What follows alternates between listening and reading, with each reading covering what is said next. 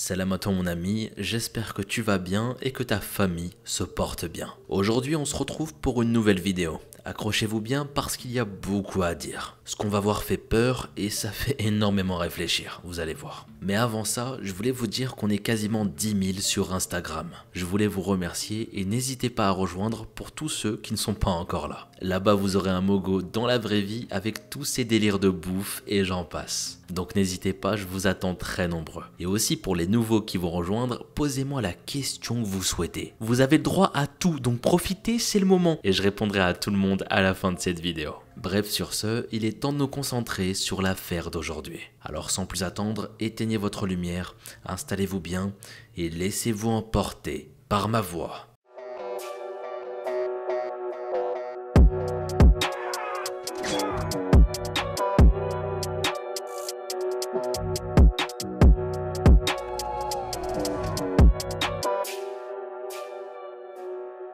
Notre histoire prend place à Gainesville, dans l'état de Floride, aux États-Unis. On y recense environ 150 000 habitants. La ville est connue pour sa diversité de paysages. Entre les bâtiments historiques, les parcs ou les plages, elle contente à la fois les résidents et les touristes. Elle est également le siège de l'Université de Floride ainsi que du Santa Fe College. Cela en fait une ville également prisée par les étudiants. Autrefois, la ville était connue pour son commerce de fruits, de phosphates et de bois d'œuvre. Désormais, c'est l'activité de l'université qui dynamise l'économie locale. Après cette petite intro, histoire de savoir où on se situe, on peut se lancer dans notre histoire. Michael James Rochelle est né en 1955. Dans son cercle proche et sa famille, les gens l'appellent Mike. Il a une sœur jumelle du nom de Carol. Ici, on sait malheureusement peu de choses sur son enfance et sa vie avant son entrée à l'université. Michael a de grandes ambitions.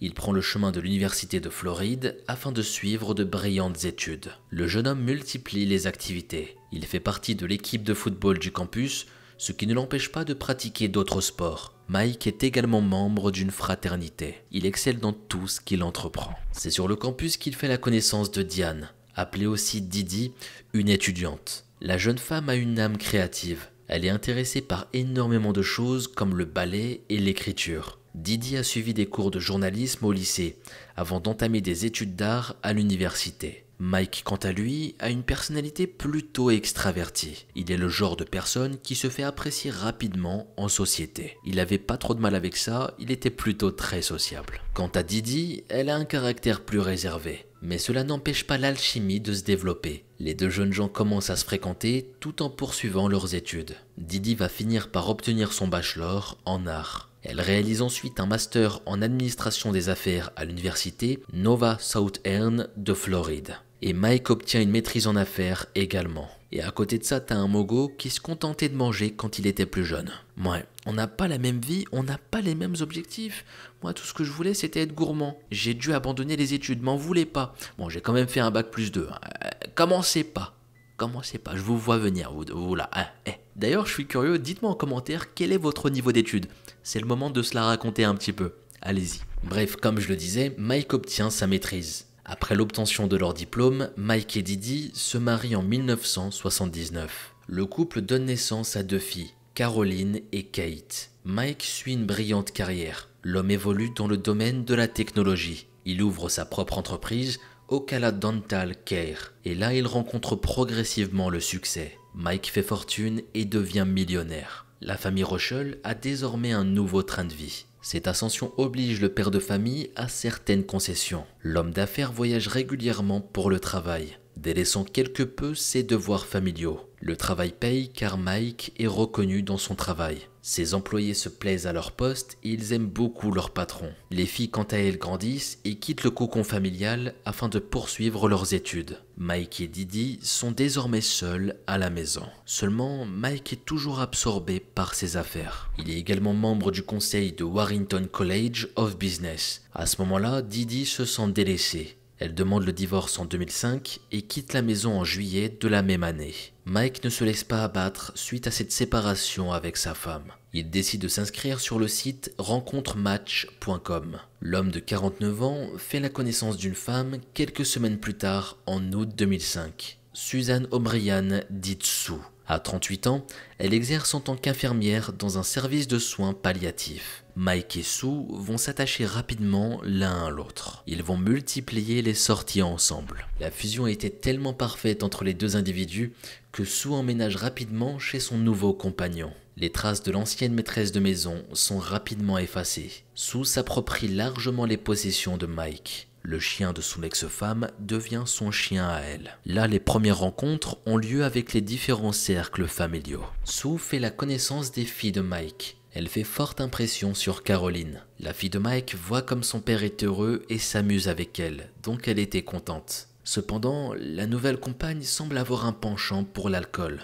Sue a toujours l'air en possession de ses moyens après plusieurs verres, mais on peut quand même remarquer des choses très négatives. Sue a des idées très arrêtées au niveau de l'argent. Elle reproche d'ailleurs les dépenses réalisées par l'une de ses filles pour l'organisation d'une fête durant l'été 2007. Sue est relativement dépensière. Elle a même contracté des dettes de 35 000 $.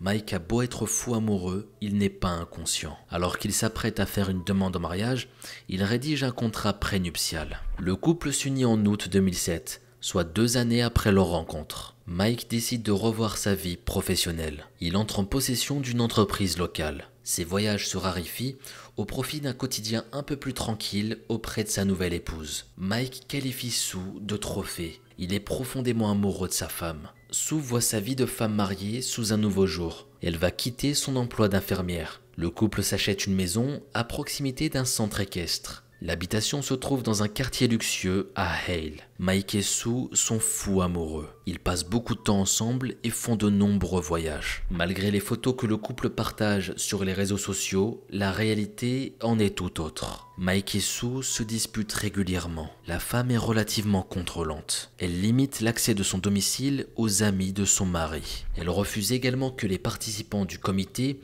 où il est membre se présentent. Les conflits se déroulent même par SMS. Des sujets reviennent comme l'ex-femme de Mike et ses filles. L'une d'entre elles, Caroline, attise en particulier l'intimité de sa belle-mère. Carole et son père sont très proches. S'ils n'ont pas l'occasion de se voir, ils se téléphonent. Mais Mike fait en sorte de s'isoler lors de ses conversations téléphoniques. La relation est si forte qu'à l'annonce du mariage de sa fille, il se met en tête de le financer. La jeune fille a de belles ambitions pour son union, si bien que les préparatifs débutent en 2015, soit 2 ans avant les festivités. Mike et Sue se mettent d'accord pour que la participation du père de la mariée soit de 100 000 $. C'est une très belle somme. Le budget est conséquent en raison des choix des futurs mariés. Le lieu de mariage par exemple, ce sera un château. Ce qui explique un peu le prix. La bâtisse n'est rien de moins que la 2e plus grande maison privée du pays. De nombreuses personnalités ont eu l'occasion d'y vivre leur grand jour. Avec ses 32 chambres, de nombreux invités ont ainsi la possibilité de prolonger la fête. Et ce n'est pas du luxe pour un mariage où on peut atteindre plus de 160 convives. La nouvelle est au départ bien prise par Sue. Elle souhaite prendre part à sa manière aux festivités. La belle-mère est présente lors des essayages de la robe notamment. La future mariée jette son dévolu sur une robe à 11 000 $. Sue va initier également de grosses dépenses pour son compte personnel. Elle règle 9 000 $ pour sa garde-robe de mariage. Sue va également organiser une fête à l'intention de sa belle-fille avant le jour J. Elle se charge elle-même des invitations. Si Didi a la chance d'y assister, le reste de ses convives fait partie du cercle amical de Sue.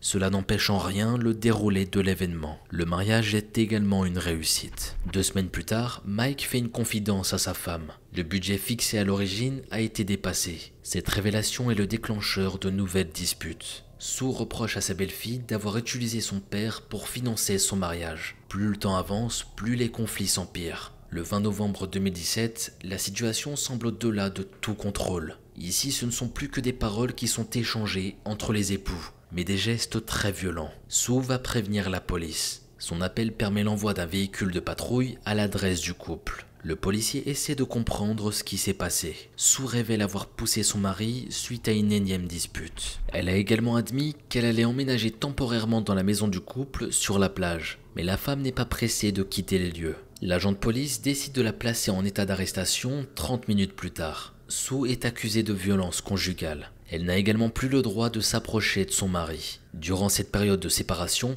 Sue suit une thérapie de gestion de la colère ainsi que pour ses problèmes d'alcool. Mike, désormais seul chez lui, peut désormais réfléchir à son avenir et celui de son couple. Il ne dépose pas plainte contre son épouse, ce qui met un terme aux poursuites judiciaires. Ce n'est qu'en janvier 2018 que Sue et Mike se revoient pour la première fois. Début février, la femme passe le week-end à la maison de Gainesville. Ici, quelques semaines de séparation n'ont mené à rien. Les conflits reprennent de plus belle, de nouveau sur le sujet de Caroline. La sortie au restaurant prévue ce soir-là se solde sur un échec. Mike et Sue se disputent et reviennent chacun de leur côté à la maison. L'homme dort dans la chambre parentale, tandis que son épouse prend ses quartiers dans la chambre d'amis. Sue ne compte pas lâcher l'affaire pour autant. Elle envoie des messages remplis de colère à son mari. Les désaccords durent jusqu'au milieu de la nuit. Le 3 février, vers 3h30 du matin, Mike appelle le 911. L'homme raconte que quelqu'un s'est introduit au domicile familial. L'individu les a agressés au couteau, sa femme Sue et lui. Mike et lui se sont même battus, mettant l'inconnu en fuite. Si ses blessures sont moindres, ce n'est pas le cas de son épouse. Une voiture de police est envoyée sur place accompagnée d'une ambulance. Quand les secours sont sur place, ils se dirigent vers la chambre d'amis. La victime est présente mais dans un triste état. Elle a subi plusieurs blessures et son corps est ensanglanté.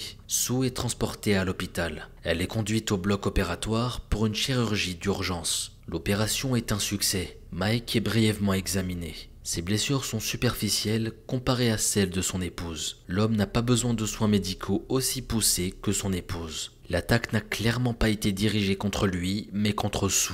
De sérieux doutes pèsent sur le mari de la victime. Les policiers vont mener les premières investigations. L'habitation des Ruschel ne montre aucun signe d'effraction. Elle dispose d'un système de sécurité avec des caméras dans plusieurs pièces. Ce dernier n'a pas non plus signalé d'événements suspects au cours de la soirée. La maison semble intacte. Aucune fenêtre ni aucune porte ne montre une trace d'effraction. Les pièces n'ont pas non plus l'air d'avoir été visées pendant la nuit. Tout est en ordre comparé à la chambre de l'horreur. L'arme du crime est également retrouvée dans le lit de la chambre d'amis. C'est un simple couteau de cuisine et la lame est tordue. Il correspond au couvert retrouvé dans les tiroirs des Ruschel. La pièce où le crime a eu lieu est examinée par l'équipe scientifique de la police. Le lit est taché de sang, des tailles d'oreiller au drap. Des vêtements à proximité ont été aspergés de liquide rouge. Le mur présente des éclaboussures, signe de la violence des coups portés. On semble assez loin de la situation accidentelle présentée aux autorités. Sue va se remettre doucement de ses blessures. Les coups qu'elle a reçus l'ont atteinte au cou, mais aussi à l'estomac, au poignet et au pouce. Elle a eu la chance de survivre à des blessures relativement graves. À son réveil, Sue est en mesure d'apporter son témoignage. La victime n'a pas été attaquée par un inconnu. C'est nul autre que son mari qui l'a poignardée. Sue raconte qu'elle était allongée dans son lit ce soir-là. Mike a débarqué subitement, lui sautant dessus. Elle a senti rapidement une pression au niveau de son estomac, une pression qu'elle n'a pas su expliquer. C'est quand elle a vu le couteau dans la main de son mari qu'elle a compris ce qui se passait. Elle lui a demandé s'il l'avait poignardé. L'intéressé lui a répondu que oui. Là, elle savait ce qui avait motivé son geste. Quelques heures plus tôt, elle lui avait fait part par message de son intention à divorcer. Pendant son acte, Mike a clairement dit qu'il ne divorcerait pas. À ce moment précis, Sue s'est sentie partir. Ses blessures sont si importantes qu'elle ne sent même plus sa main droite. Elle a été perforée à plusieurs reprises. Elle ne peut plus contrôler son corps comme elle le souhaite. La femme va vomir, choquée par l'attaque. Comme elle voit que Mike n'a pas l'intention de la laisser en vie, elle adopte une nouvelle stratégie. La victime assure qu'elle ne divorcera pas. Elle va dire à Mike qu'il doit absolument appeler les secours. Le mari accepte à une seule condition. Sue doit déclarer que son agression est l'œuvre d'un cambrioleur. Le témoignage permet l'arrestation de Mike. Il est accusé de tentative de meurtre sur son épouse. Une caution est fixée à 2,5 millions de dollars. Il prévient sa fille Caroline dès qu'il se retrouve en prison. L'homme peut compter sur le soutien de nombreux autres proches. Il est nécessaire de trouver des preuves concrètes à l'encontre du mari de la victime. Un examen approfondi est réalisé concernant les vidéosurveillances de la maison. Dans la nuit du 3 février, la caméra de la porte d'entrée s'est interrompue pendant une vingtaine de minutes. Entre 2h42 et 3h06, aucun moyen de savoir ce qui s'est passé dans la maison. La caméra est remise en fonctionnement à 3h09. Des images montrent Mike quitter sa chambre avant de revenir sur ses pas. Il a le visage dirigé vers son portable. L'appareil du suspect possède une application pour contrôler les caméras de la maison. Les autorités se disent que l'homme a mis à l'arrêt le système dans le but de commettre son crime. Les enquêteurs parviennent à remonter à un nom. Un certain Roderick Germain, 33 ans, se serait retrouvé en lien avec Mike. Le bureau du procureur a en tout cas de sérieux sujets à lui reprocher. L'homme est accusé d'avoir conspiré avec le mari pour s'en prendre à son épouse. Ici, on ne précise pas de quelle manière les deux hommes sont entrés en relation. Il y a très peu d'articles de presse concernant cet homme. Le procès de Mike est l'occasion pour l'accusé de revenir sur l'appel passé au 911. Son témoignage va durer 2 jours. Et concernant le sujet de l'intrusion, c'était une histoire inventée. Il ne souhaite pas pour autant reconnaître sa responsabilité dans les événements de cette soirée. D'après lui, c'est son épouse qui l'a attaqué. Comme elle était connue des autorités pour des faits de violence conjugale, son mari s'est dénoncé à sa place. Il révèle d'ailleurs avoir subi de nombreuses violences de la part de son ex-épouse pendant plusieurs années.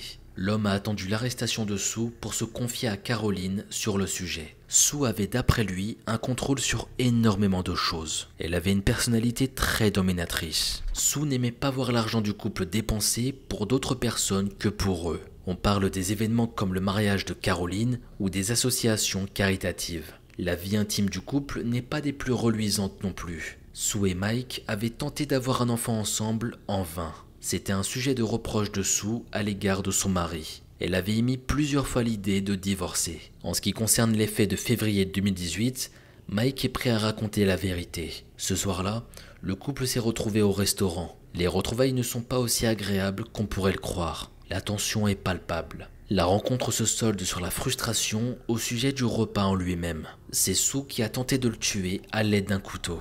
Ils se sont battus tous les deux jusqu'à ce que Sue se retrouve poignardée. Mike assure s'être écarté en craignant qu'un mauvais coup ne tue sa femme. S'il ne l'a pas dénoncé au 911, c'est tout simplement pour protéger Sue.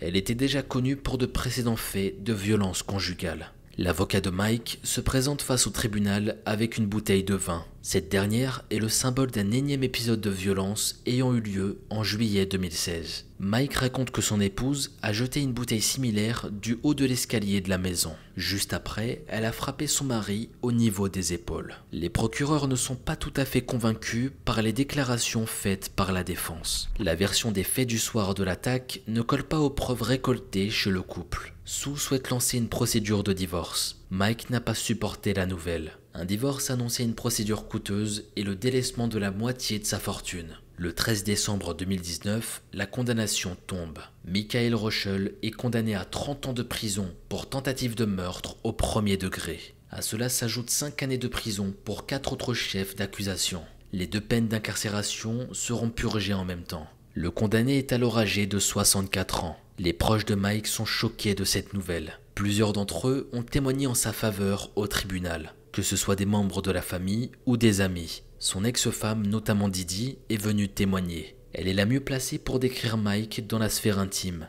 ayant été mariée avec lui pendant plus de 25 ans. Une chose est certaine, il n'y a jamais eu de violence dans son couple. D'ailleurs, elle est loin de rejoindre les déclarations faites sur Mike par l'accusation. Mike est aujourd'hui incarcéré au Gulf Correctional Institution en Floride. Quant à Sue, elle a pu mener à son terme la procédure de divorce. Désormais âgée d'une 50aine d'années, elle vit une existence en privé, dans l'ombre. On se retrouve pour la conclusion de notre affaire. Et comment vous dire que cette histoire est quand même très folle. On a évité de peu le meurtre pour un divorce. Cette histoire, je l'ai trouvée hyper intéressante à vous la raconter parce qu'on est sur un phénomène de société. Des couples qui divorcent chaque année, il y en a énormément. Parfois, on verra de nombreuses personnes ne jamais divorcer par peur. J'aimerais avoir votre avis sur ce sujet.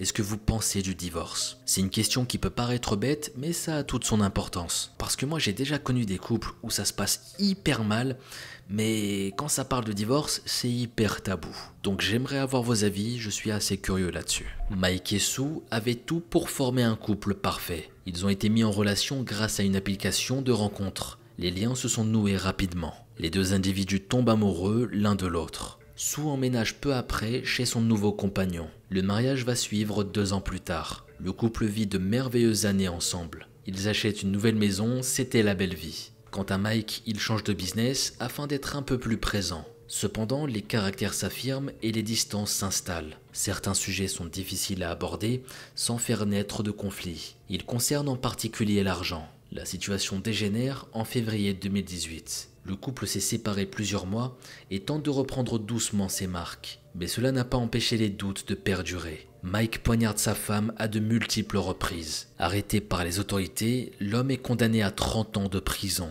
L'argent est souvent l'un des principaux motifs de crime, avec la jalousie et la question de l'intimité. Il y a ceux qui possèdent une fortune et qui refusent de s'en défaire. Il y a également ceux qui envient les biens des autres et qui envisagent l'attribution que par le meurtre. Mike Russell n'avait pas l'intention de voir un divorce lui enlever la moitié de ses biens. Il a tenté de tuer la femme dont il était follement amoureux, fut un temps. C'est après l'avoir supplié que Sue a pu sauver sa propre vie, puis témoigner contre lui. Je vous remercie d'avoir regardé cette vidéo et comme toujours, j'attends vos avis concernant cette affaire dans les commentaires. N'oubliez pas, je vous attends nombreux sur mon Instagram Mogota-sama. Comme je l'ai dit, posez-moi la question que vous souhaitez, c'est votre moment. Sur ce, je vous dis à très vite pour une nouvelle vidéo, c'était Mogota.